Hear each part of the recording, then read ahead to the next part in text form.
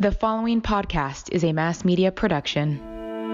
Hey, this is Chad Namiro. And I'm Kelley Namiro. Welcome to the Balancing Chaos podcast, A lifestyle podcast where we will interview guests about wellness, business, and just about everything in between. Our goal is to help you develop a lifestyle that promotes health, wholeness, and success.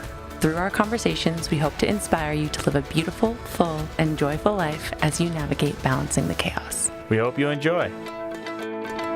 Hey everyone, welcome to the show. Today, one of our good friends is coming on. Her name is Jessica Rabbo. She is the owner of Core Pilates Studio. She is a Pilates instructor herself by trade, a huge believer in what Pilates can do for the body in terms of injury prevention, spine health, etc. Aside from business, she's a mom and very driven person generally, so we're lucky to have her.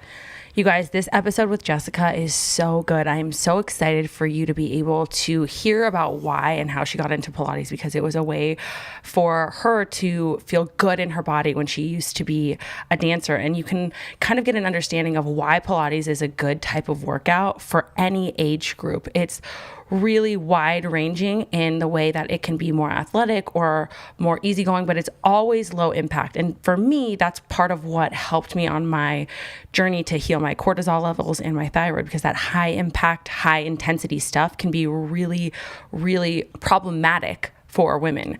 So I hope that you guys enjoy this episode. We don't just talk to Jessica about low impact movement. We really get into diet and what makes a healthy body in general. We talk about her business and how she's growing it to stay relevant in a world that is going completely virtual. And we talk about why sometimes having an in-person trainer can be really, really helpful. So much more is packed into this, and I hope you guys absolutely love it. Enjoy the show. Are you looking for a trusted resource for luxury Las Vegas real estate? The Ivan Share Group is the expert in the luxury Las Vegas real estate market, specializing in high-end homes and luxury high-rise properties. And trust me on this one, Chad and I can attest. They are so amazing. We've been working with them for the last few months on trying to find a new home, and they're showing us the most incredible properties. The Ivan Share Group is a dynamic team of leading real estate experts dedicated to client satisfaction. Their extensive expertise in Las Vegas and Henderson allows them to help luxury home buyers find their dream home, no matter what their needs are. And like I said before, we are super, super specific on what we need, like a playroom for the kids and a home gym and things that not all homes have. And they are really good at showing us exactly what we want to see. They're dedicated to helping you buy, sell, or invest. So contact Ivan and his team today at 702-315-0223 or visit isluxury.com to learn more and learn what they do differently. The Ivan Share Group is luxury, your trusted resource for Las Vegas real estate. Hey Jess, thanks for coming on the show. We're really, really excited to have you. My wife absolutely adores you and raves about Pilates and you and your business and everything about you. So we're really looking forward to hear more about that. Thank you. I'm very excited and honored to be the first guest. Well, Pilates is really something that has absolutely transformed my life. That's why I'm so excited that you're here and able to talk to all of our audience. Everyone knows on Instagram that I talk about Pilates all the time. That's why I decided to become an instructor myself. But most people might not know why it changed my life. It really changed my relationship with movement. I was so hard on myself, like forcing these workouts that were super intense. And the second that I came to Core was the first place I ever tried Pilates, because Lynn actually introduced me to it. I came in and I didn't realize that a low impact workout could also be athletic. And it was life-changing, like changed the way I thought about movement. And so from there, once all my hormones really got balanced and, my stress levels changed, there was so much that happened through it. I knew that I had to go through you to become a certified instructor and teach this to other people, because it's such an incredible way to move your body, but also not be injured. So tell us a little bit about yourself and how you got started and core and all of that? Yeah, so I actually grew up in a military family. So my father was military, he was in the Air Force, and my mother was Spanish. And they happened to meet in Spain at a club one night.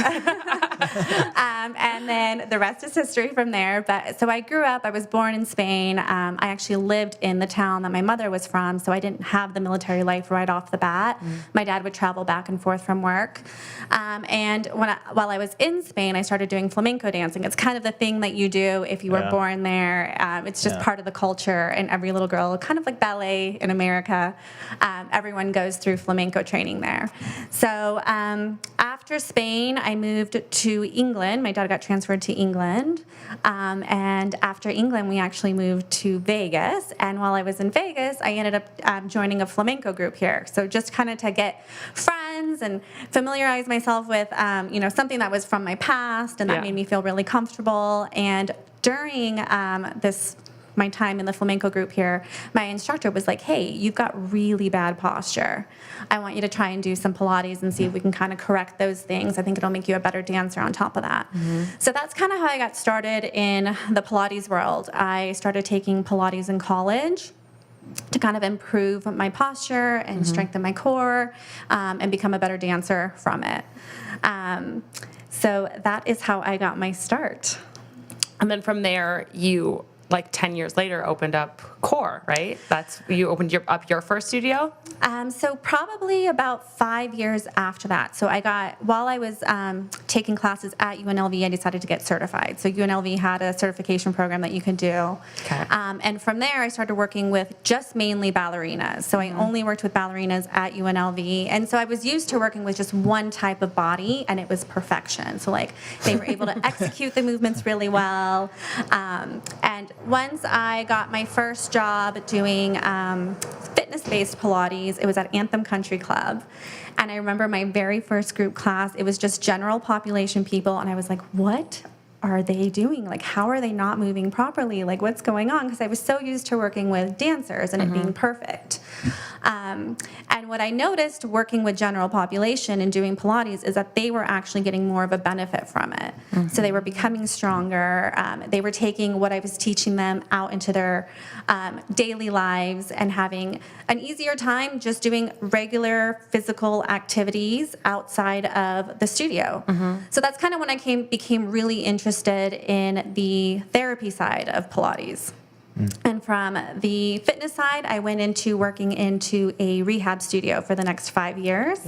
And that is where I opened up my first location, was inside of a Pilates clinic, well, a rehab clinic. Amazing. And now Core has how many locations? 3. Yay! Yeah. And they're all over Las Vegas. So if you want to go and work out with the most amazing trainers, it's seriously the best. There's nowhere I love more to work out. Use coupon code Kelley. So tell us a little bit how rehab-based Pilates works, since that was how you really got into this in the first place. Yeah, so rehab-based Pilates is basically using the Pilates method and modifying it to clients who have injuries. And those injuries can be, a wide array of injuries. We've got hip replacement clients, we've got knee replacements, we've got low back injuries, disc issues, we've got neuro disorders. And what I love about Pilates is that you can modify it to anybody. So anybody who might have an injury, or even somebody who might have Parkinson's. We work with a lot of stroke patients, rehabilitating them as well. So we're able to use the equipment, put them on the equipment, and give them an amazing workout, but also rehab all of those injuries. So we know that a lot of times when we see injuries, it comes from muscular imbalances. And the whole purpose of Pilates is we want to train all of the muscles to work correctly and harmoniously together so that we're getting away from all these muscular imbalances, these gait issues that we're seeing in clients in their daily lives that are creating these types of injuries, that they're able to recover from the injury, and for our other people that are coming in are able to prevent those injuries happening to themselves. And not have that like chronic pain that so many people complain about, right? Yeah, so I think it's like 98% of Americans will experience back pain in their lifetime. Yeah. And so a majority of the clients who come to Pilates are recommended from physical therapists. Yeah. So it's usually what they want to do is before having surgery, they try to send them to Pilates because we know if we can strengthen the core, we can usually get most people to not experience any back pain. Yeah. So I actually think that you should definitely start Pilates before you turn to having surgery. Yeah, definitely. And, you know, I think about it in the way that I really love, what I really love about Core is that you have that side of it where you see people who, you know, may have an injury or are trying to deal with a pain issue and are trying to rehab that. But you also see women like me who don't necessarily have a pain issue. I just want to get strong, and I want to do it in a way that's going to keep my hormones balanced and my cortisol not through the roof where it was before I came to see you. So when it comes to younger women who are just looking to increase their strength, what is different about Core and the way you guys do Pilates? Because you modify to help people who are injured, but you also modify to help people get into shape really well. Yeah, so there's kind of two sides to our business. There's kind of this rehab-based side, which is mainly our private sessions. We're working one-on-one with that person and trying to rehab their specific injury. And then we also have some one-on-one classes where we cater just to people who are injured, and we try to fix everybody in one class. And the other side is the fitness aspect. So our name is Athletic Reformer Pilates. So what we've done is kind of taken the Pilates method, added in some other fitness modalities, still kept it low impact, but not necessarily low intensity. Yes. So we're not jarring the joints, we're not tearing any of the muscles, and we're still able to create a ton of strength in people without giving them any other injuries during the actual workout. It's definitely the most toned my body has ever been with, like, I don't want to say the least amount of effort, but it's definitely less than I was doing before. Yeah, everybody always laughs because they're like, I love that I get to go to like lay on my back the entire time and do this workout. Great. But Pilates is kind of known for working all of those really tiny small muscle groups outside of those larger ones that you normally would see in like heavyweight lifting. So we do work on the larger ones, but we're really kind of known for working on all of those little smaller, tiny muscles and really making them burn during class. And one thing I've really learned since, you know, being at your studio, having a baby, is that that way of doing Pilates, the athletic way, is so amazing to get toned. But after like having a child, like I just did, it's also really great to work the pelvic floor. And I think so many women don't realize that your pelvic floor needs to be toned and tightened after having a baby. So can you explain that a little bit about what happens and then how Pilates can help make a difference once you've given birth? Yeah, so pelvic floor health, I think, is probably one of the most underrated conditions that we see. So poor pelvic floor health leads to a wide variety of conditions. We know there can be prolapse, so that's where your actual organs are falling out through the vagina. That can happen. There's pelvic pain. We have rectus diastasis that we see after birth. That's where your abs split, right? Yeah, the abs split. Yeah. There's a ton of different conditions that are related to poor pelvic floor health. And I think people don't understand, like, your pelvic floor is not just your Kegels. We're talking about the transverse abdominis, which sit underneath the rectus, underneath that six-pack muscle.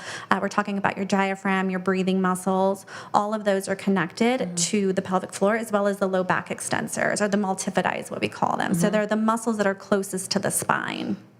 So what we do in Pilates, and even if you're coming for the fitness aspect of Pilates, we're still trying to teach you how to engage the pelvic floor, just because we feel it's so important as a woman. We know even as we age, even if you don't have children, as you age, you start to get weaker in those pelvic floor muscles. So what we do at Core, and you'll hear us say this a lot, we're always like, engage the pelvic floor. And the reason why we do that is because we're trying to strengthen you from the inside out. Yeah. So we want to make sure that you're not having these issues and having to have surgeries down the road. So there's 3 different types of pelvic floor prolapse. You can have a grade 1, a grade 2, and a grade 3. And I think the statistic is like 98% of women who birth a child will have a grade 1 prolapse. Yeah. So it's so important to keep working it. Yeah, for sure. Grade 2 is basically when you're having one of the organs is beginning to get pretty close to coming out of the vaginal wall. And then a grade 3 is where we actually see the organ prolapse completely out. And at that point, grade 3 is a really hard fix. It's usually has to be fixed by surgery. Right. I ended up having a grade 2 after my second son and going to pelvic floor physical therapy.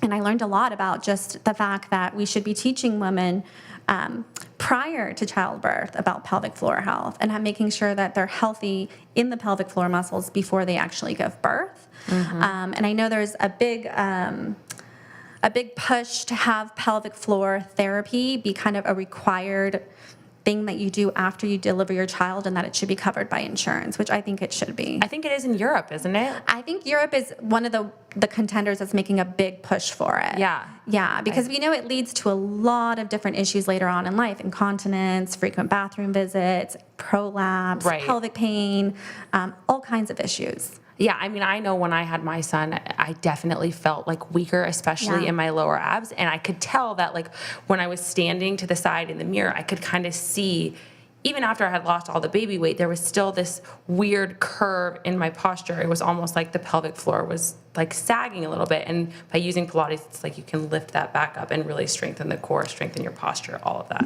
Yeah, and we see with pelvic floor exercises where people will actually lose what we call kind of like that baby pooch after you've had a child. Yes. Where you can actually get rid of that, and what you're actually seeing is some of those organs pushing forward.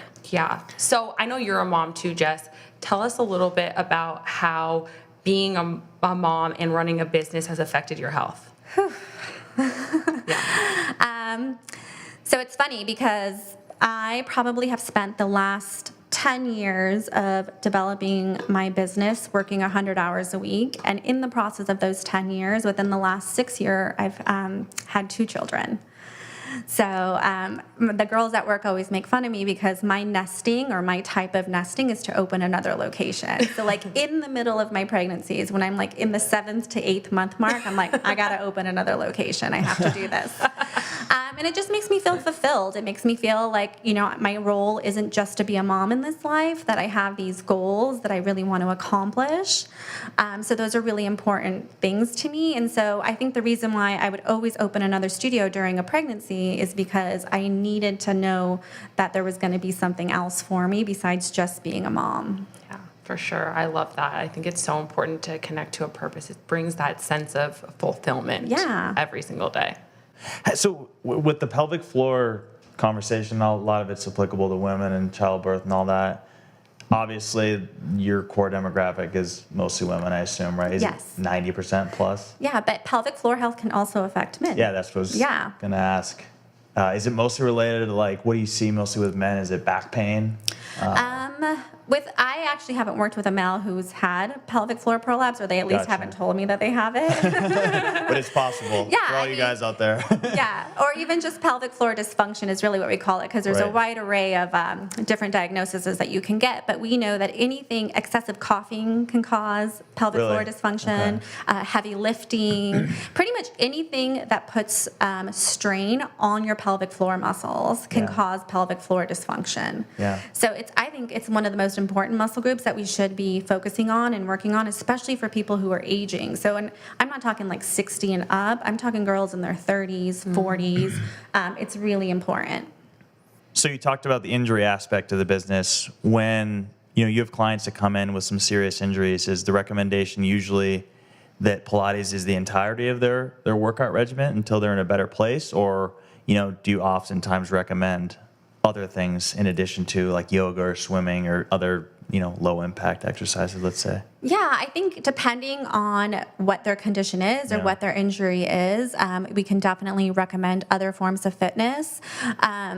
What we see typically is when a client has an injury, they'll start usually in a physical therapy office. So usually they've gone and had surgery or something like that. Then they've gone to physical therapy. And what happens in physical therapy is they get you to a point where you're feeling pretty good, and then you're discharged. Yeah. Well, then you're discharged. And it's like, what do you do from there, right? You can't just keep going to physical therapy and paying the insurance dues and things like that. And your insurance will only cover so much.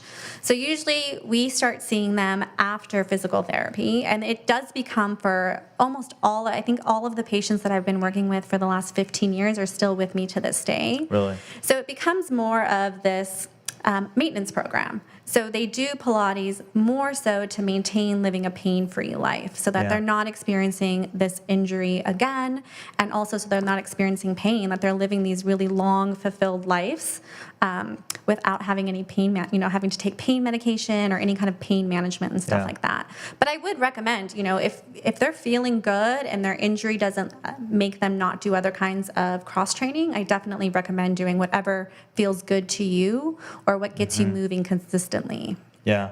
So for guys, it could really be, a supplement to a weight training regimen or whatever else they might do just to keep their body in better shape for, those type of things. Yeah, and we've actually have a ton of pro athletes that come to Core, and they do it kind of as a cross training to that. And one of the other things that we see with guys who focus on Pilates on top of like their weight training, they have more flexibility, more mobility. They're not getting as many injuries as they would have just sticking to like a weightlifting regimen. So I think in the last probably 5 years, Pilates has been kind of more explosive on getting males to come through the doors. Yeah. And I think a lot of people don't know that Joe Pilates himself was a man. As the founder. The founder. Of Pilates. And he also was a gymnast and a boxer. So, his workout wasn't really meant to be for women. He actually created it for men. Yeah. So it wasn't until he moved to New York and started kind of working with dancers that it became known as kind of the workout for women. Yeah. Yeah, it's not as typical, I would say, that men do Pilates as often as, of course, as women. But I brought Chad before our wedding to Core. I mean, it's tremendously helpful. Honestly, it really is. Just for guys who might not know as much as obviously you two, what are the primary differences between that and something like yoga? So yoga, it's less modifiable. So if you do have an injury, yoga is going to be a lot harder to do. But how we differ from yoga is, I think yoga is pretty much a set movement that you do in a certain order. And I think there's 27 poses. There might be some variety now over the years. But Pilates is traditionally done on a piece of equipment, and we're actually adding resistance to it.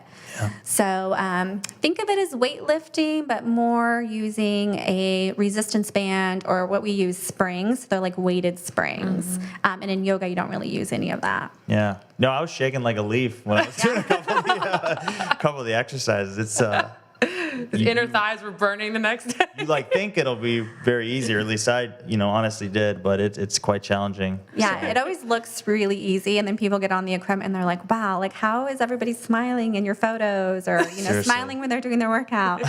It is extremely difficult. So that brings me to a question then of how important form is in Pilates, because really, we talk about results and getting the results that you want, and a lot of people want to gain muscle mass and lose weight.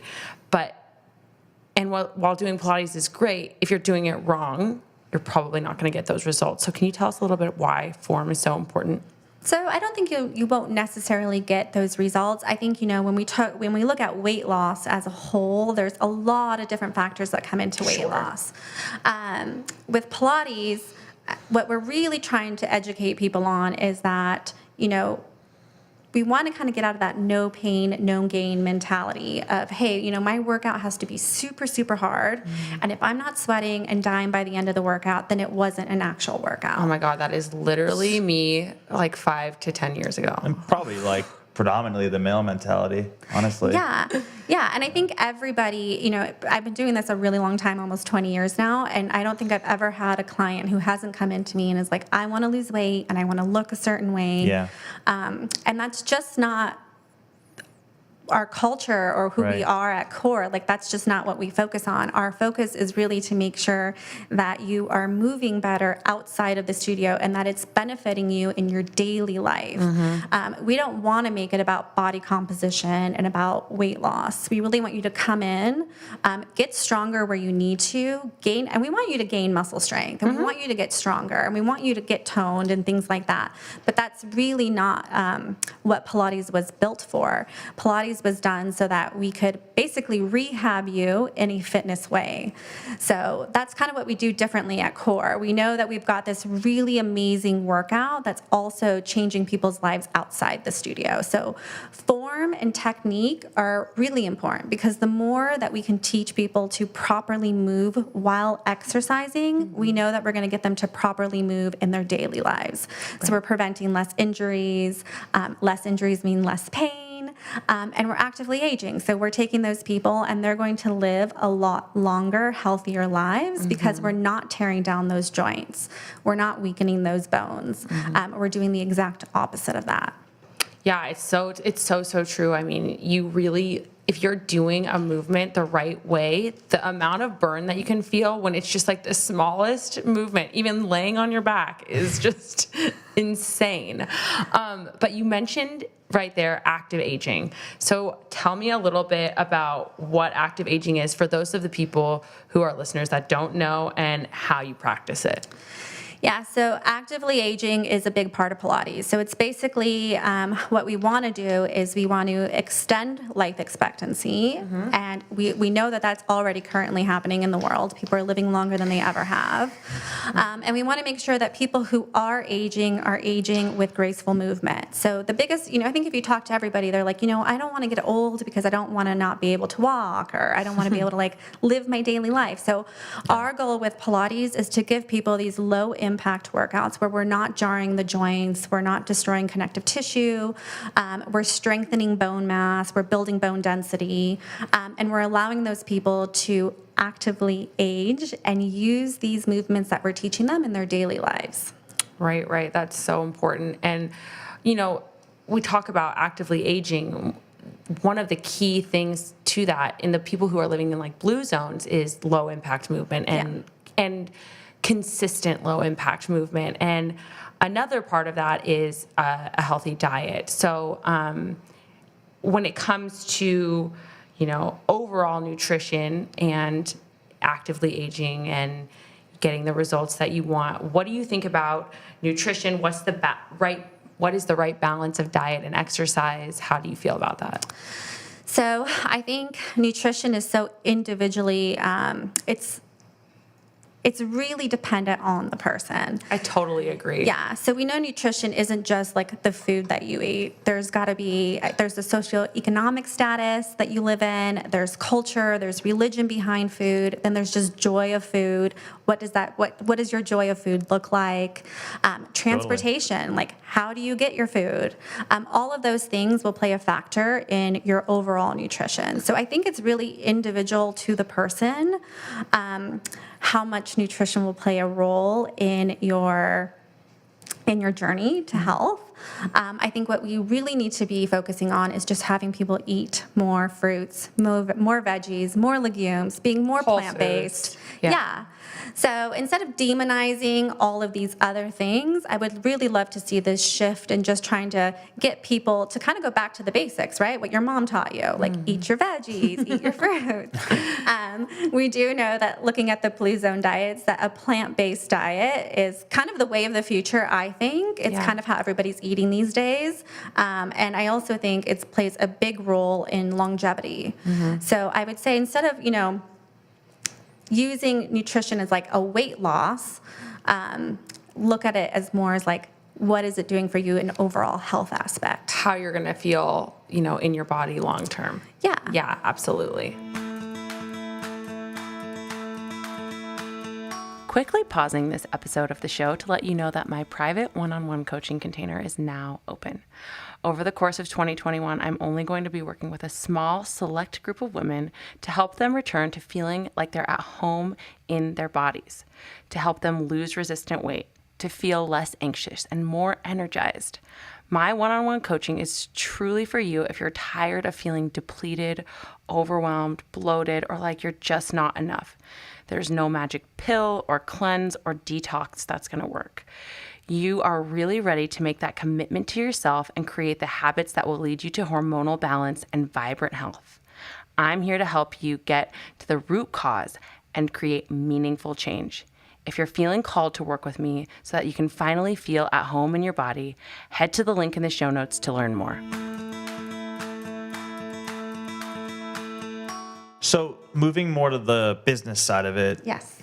I think there's multiple forms of entrepreneurs, but when you were talking about starting your business, did you see an opportunity in the market, or did you see something that, wasn't necessarily there as far as how you approach Pilates and you couldn't find it maybe in Vegas or just generally?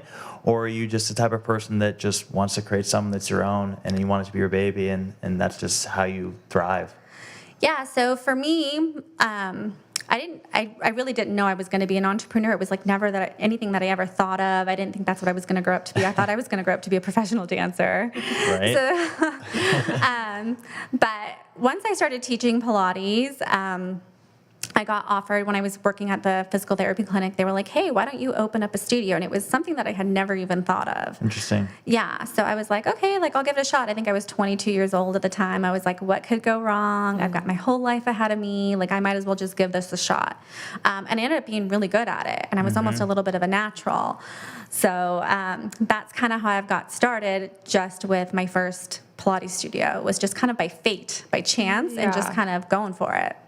And how did you learn all the basics of starting an LLC, managing your finances? I mean, obviously we live in a world with an incredible amount of information, but interested to see how you found all that out, or maybe it's just trial by fire and you learned as you went along, which Definitely is true for a lot of trial by people. fire. I've made every single mistake in business that you can make, Right.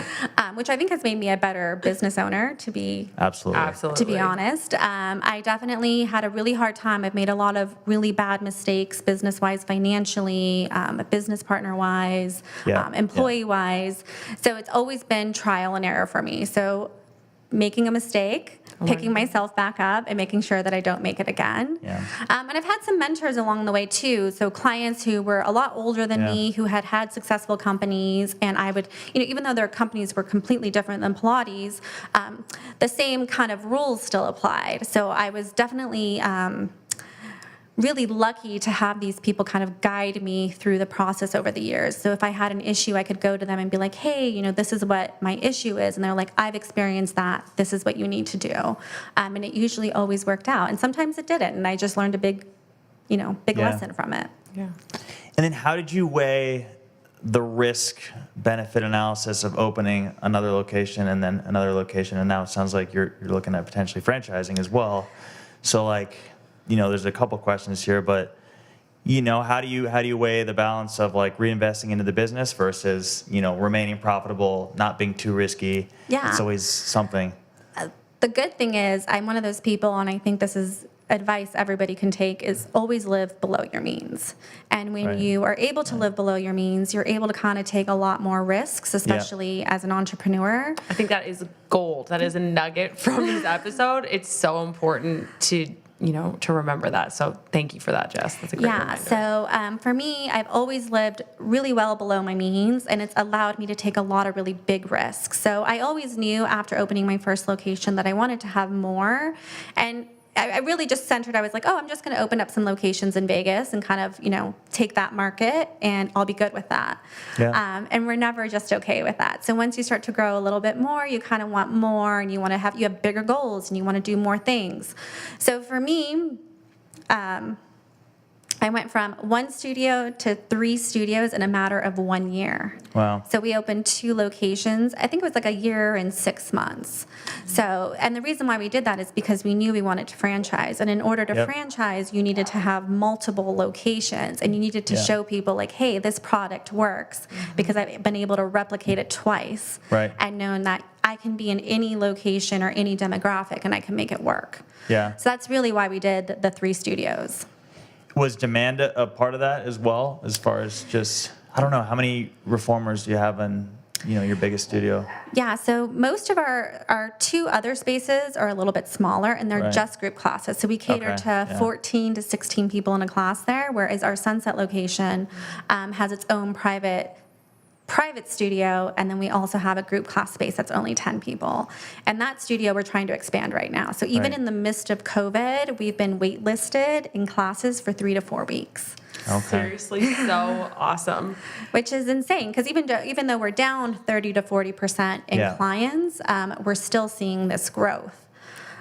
So when you have that kind of growth, you also have to grow a really great team. And that is one of the things I admire most about your business is all of the instructors at Core are a group of really, really incredible women who are not only educated, but they're also kind, and they are there to get you to the fitness goals that you have. So how have you grown your team, and what are the values that are important to you when you're hiring? And So how do you carry that into a franchise model? That's a the hard great part. add-on. So there's a couple things some really good pieces of advice when you are hiring. So a client of mine years ago, I think at the time it was just me and one other instructor. Yeah. He had told me, because I told him about my plan of growing, and he had said to me, my biggest piece of advice to you when you are hiring is to always hire based off personality. Yeah. He's like, you can teach anybody a skill set, but you can't teach people personality. You can't teach them loyalty. You can't teach them to be good people. Mm-hmm. So I always kind of kept that in the back of my head. And as I grew my team, I think a little bit is I attracted people who were similar to me. They had the same core values that I had in my own life. And then the other part was I really tried to hire based off their personality and their character. So, did they have a positive attitude? Mm-hmm. What was their life outside of the studio? And most of the questions I would ask these people when they would come in for an interview was really about their life, not even about Pilates or how good of an instructor they were. But I was just trying to figure out who they were as a person, and did they align with my core values. And I think there was like a study out of Harvard when we talk about like toxic employees. Yeah. So even having a mildly toxic employee can really destroy your business. It can destroy morale. It can just cost you a ton of money. It can cost you clients. It can cost you other employees. So for me, I always try to make sure that I am hiring based off personality, and that I know that they're going to align with the team as a whole. And I want everyone to be a team player. So I try to hire people too where we are all one big family, and we make decisions based off each other as a whole and not as an individual. Yeah, it's actually how we at Shopify, where I work, that's how we hire too. The first 4 interviews are called the life story. Yeah. It's all about who you are and where you came from, and then you get into the skill set and the experience later. That's like our mentality, and it's worked very well. And I think too, culture, like the culture that you create amongst your employees is really important. Huge. Yeah. So we try to really cultivate an environment where they're happy to come to work. We spend a lot of time on like the aesthetics of our studio. We want them to come into a space that feels good, that feels like home for them. And we also want an environment where they're having fun and they like coming to work, but we're all working towards one purpose, which is to get our clients better and stronger and living healthier lives. So like COVID was mentioned, obviously. Yes. Something that's been pretty disastrous for like a whole host of businesses. I work at a digital first company, and you see a lot of workout regimens going online, and actually, I'll be honest, when like the pandemic first broke out, I saw it as kind of a benefit. Like I can just do yoga or what have you at home. What I quickly realized, and I'm sure you would attest to, is it's just like not the same without someone there, from a form perspective, but also the experience as a whole in general. And so like COVID is a huge part of it, but just the general movement of humans moving more online across a whole slew of things. How do you combat that? And what would you say, is your special sauce, I guess, to get people in the studio? Yeah, I think one of the big benefits of COVID is that we've actually gotten more people to move across the world. Yeah. So I think they say that it was 157% increase in sales in like fitness equipment, running shoes, workout clothes during COVID. So what we're seeing is that maybe people who never worked out or maybe never had the time to work out because they were always working and it was always the hustle and are now actually moving. So that's one great benefit. So we know that those will be our target audience later. Yeah. We're going to be able to kind of get those people to come in and experience Core once this COVID thing is over. COVID has really impacted boutique fitness studios and gyms. Totally. So we're down 30 to 40% across all studios. The good thing is we were doing really well before, so we're able to just kind of ride the wave. And then we've also got this thing where we're able to keep people a lot safer. It's a lot smaller locations. We're able to clean those more effectively, and we're also able to, kind of trace if there were to be an outbreak. We know exactly who was in the class. Right. When you're in a big box gym, we don't know where that person went after they left the front door. So how many weights did they touch? Did they go to the group fitness studio? With small boutique studios, we're kind of able to keep things cleaner, keep people apart a lot easier, make our classes smaller, and also do any tracing if we needed to. I think what's going to happen with the future of fitness is we're going to still continue to see this big technology boom where we're seeing these online fitness streaming services. We're going to start to see fitness influencers a lot more than we ever have. So people who are developing their brand on social media, kind of like you, Cal. Mm-hmm. I think that'll still continue to be really strong after COVID because people like to relate to one person. They kind of build a relationship with you. Mm-hmm. So we know that that's here to stay. I think what sets us apart is that I do think people love the social aspect of going to a studio. I think they do love coming in. So true. Yeah. And we've all, I'm sure in the past, have bought some fitness equipment. We were all gung-ho. We were going to work out at home. And now it's sitting in the garage dusty. Definitely not the same. Yeah. No, it's so true. I mean, even I bought my reformer, when I was, as I'm getting, as I was getting certified to become an instructor. And I love it, but it's not the same as being in the studio with a bunch of people it's kind of like your time to have fun. Yeah. And like you're getting out of the house. That was like the most exciting time for me when I was pregnant too. It was just like I get to go interact with friends and see people that I don't normally see. So it's definitely something that's missing from, the online aspect. Yeah, I think people will definitely come back into the studios. I think that social aspect, that experience that we provide really can't be met on an online streaming service. So do you do any sort of online Pilates, or I assume you wouldn't recommend it for someone just starting out for obvious reasons, but like, do you think there's a path there, at least for a portion of the market, or? I think so. I mean, if you look at Balance Body, who actually makes the equipment that we use in our studio, you used to be able to call them, order a reformer, and get it within a couple of weeks. They are now, I think it's like a 5-month lead time. Like, mine took months to get. Yeah. So we've seen this huge increase in people buying personal reformers for their home. But like you said, Kelley, it's not the same experience. And so I think those clients will come back to the studio one day. Yeah. I think what maybe the future is that you have to have a little bit of online streaming as well as in-person classes. And that might be the best way to kind of get your revenue numbers back up. But right now we're in the process of just trying to get our filming down and offering online classes. But we don't even know if that will be on the reformer. And you guys have shared some stuff on like Instagram and stuff like that, some classes that instructors from Core have shared, so that's been fun for sure. So we definitely tried during quarantine to just keep people like knowing that we're there, you know, so we weren't losing clients at that time, and it definitely helped. So talking about the future, where do you see your business in 10 years? I mean, hopefully we are one of kind of the big players in the franchise world for Pilates. Right now there's only one big franchise company, and I think they're now estimated within the $1 billion range. Wow. They have 700 locations. So there's definitely room for somebody else to come in that's a little bit more innovative. And and we have a lot different paths than this competitor that we would have. So that's kind of where I see myself in 10 years. I hope that we're able to take the instructors that we have now and move them into these big management positions and that they can grow with us.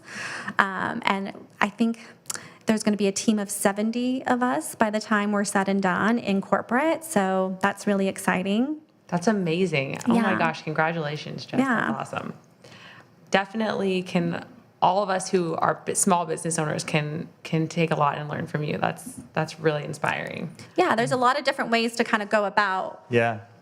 Did you choose the franchise model just because it allowed you to scale most effectively and fastest? So we kind of looked at everything that was kind of available. So there's licensing. So CrossFit, for example, they do a licensing fee. So you get to use the CrossFit name, you get to become a CrossFit affiliate, you're located on their website, and you pay a $3,000 fee a year. Right. And I think the last time I looked, there was over 3,000 CrossFit That's pure gyms. volume-based approach. Yeah, so they don't have to do anything. They collect $3,000. I think it's like $40 million a year they make off people just using their name. Yeah. But the thing is, they have a name, and that name is associated with a workout system. Like, nobody owns the Pilates name, so that wasn't an option for us. Right. The other way to do it is the Megaformer, Legree.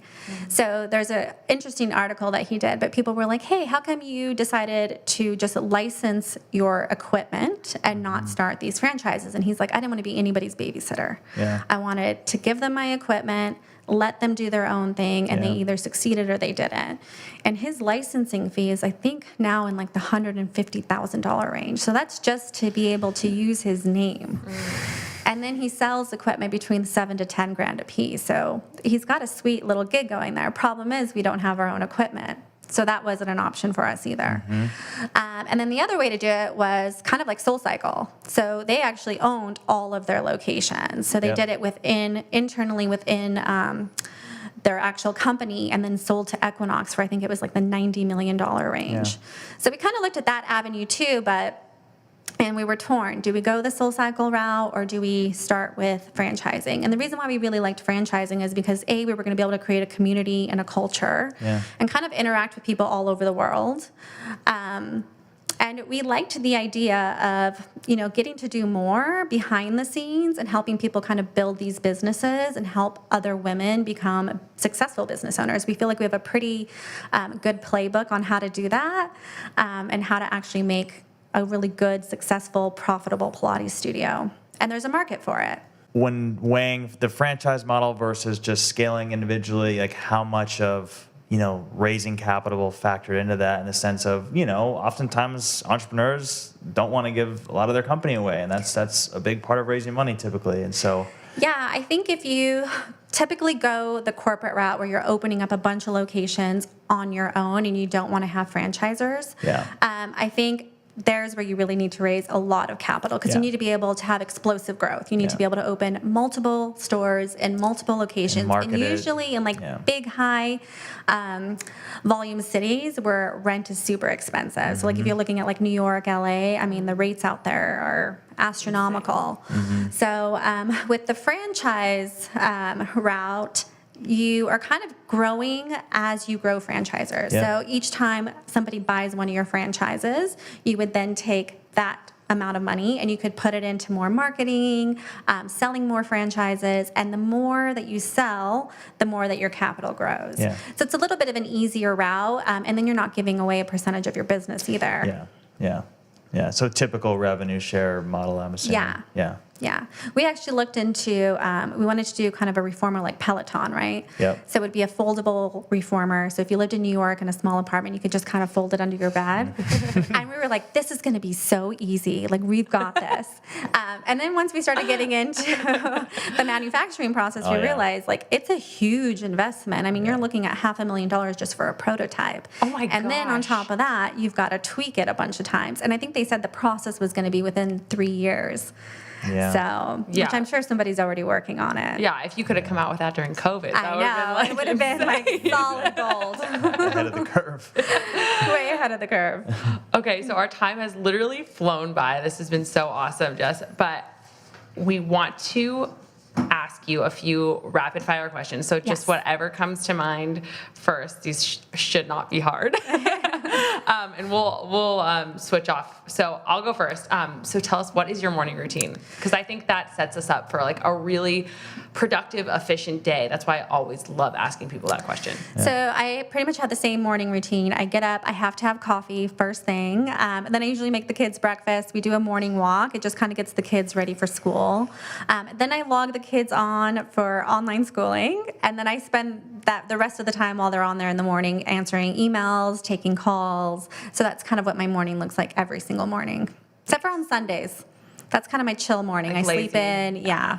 So coffee right before anything, water? Yes. Sounds like me, Yeah. except she forces celery juice on me. Not you don't have to celery juice. I do actually. I have to have coffee. I think it's just the ritual of having it in my hand that Yeah. I really enjoy.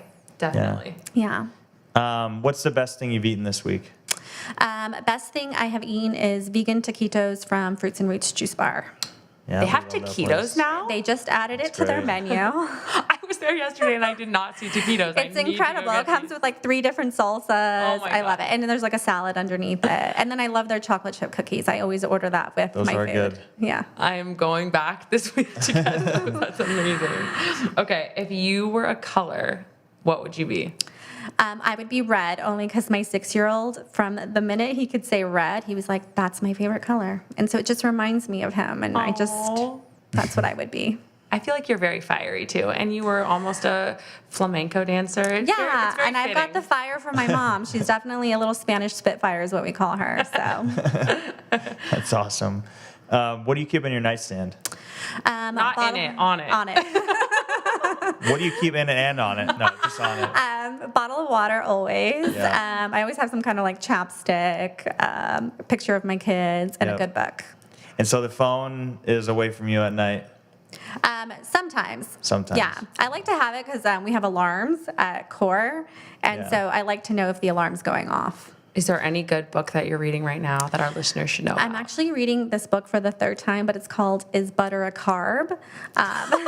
Very mean girls. And It's a great question. It's written by 2 really, I really admire them, but they're registered dietitians. And it kind of is, if you don't know anything about nutrition and you've maybe got a fear of food or just a fear of like toxic chemicals in your food and things like that, I think it's a really good book to read because it kind of teaches you about the basics of nutrition. So it's kind of nutrition in layman's terms. So it's kind of like getting a certification out of a book. I seriously love that for the Wellness by Kelley followers. I feel like they really are gonna. I've never heard of that book. So It's one of my I'm gonna- favorites. It's called Is Butter a Carb? Awesome. Okay, so last question. Give our listeners your best tips for balancing the chaos. I just started tennis. Okay. So that's kind of one of my big stress relievers right good now. Yeah. And then, I think part of living a good quality life is social, intellectual conversations and being around family and friends. So for me, that's really important, is trying to be around the people that I love and care about and trying to have really meaningful, connective social conversations and quality time together. So that's kind of how I balance my chaos. I love that. Thank you so much, Jess. Thanks for Thanks, being on Jess. today. Really appreciate it. Thank you. Hey, thanks for listening. Please make sure you rate, review, and subscribe to the podcast. You can also connect with us on social media at Wellness by Kelley.